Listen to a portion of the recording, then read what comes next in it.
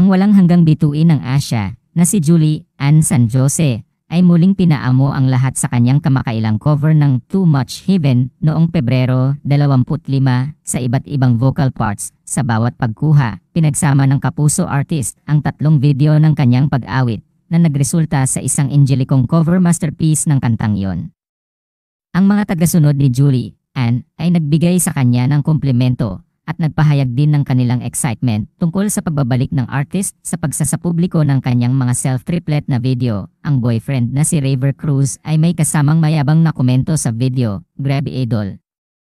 Super," na nag-earn ng tugon mula kay Julie Ann na may matamis na sinasabi na inilaan niya ang kantang ito para sa kanya. Ang iba pang mga personalidad ng Kapuso na sina Janina Chan, Aubrey Carampel, Jessica Villarubin, Chris Chu, at Rojon Cruz ay nagbigay din ng kanilang papuri at suporta sa comment section.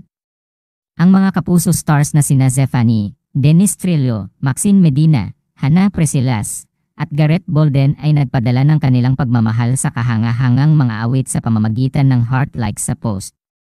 Ito ay hindi ang unang pagkakataon na ibinigay ni Julie Ann ang kanyang sarili sa lahat sa pamamagitan ng isang serenata, dahil nag-post rin siya ng iba pang mga music cover sa kanyang social media accounts. Sa kanyang pinakabagong cover, si Julie Ann ay kumanta ng magandang acoustic duet version ng Now and Forever kasama si Raver. Bukod dito, ang Limitless Star ay naghihintay na sorpresahin ang mga fans sa kanyang nalalapit na concert kasama si Eric Santos. Ang Lovebound sa Marso 2, siya rin ay kasama sa listahan ng mga artistang magdudulot ng kasiyahan sa Canada sa Abril 5 para sa espesyal na kaganapan ng GMA Sparkle, ang Sparkle Goes to Canada.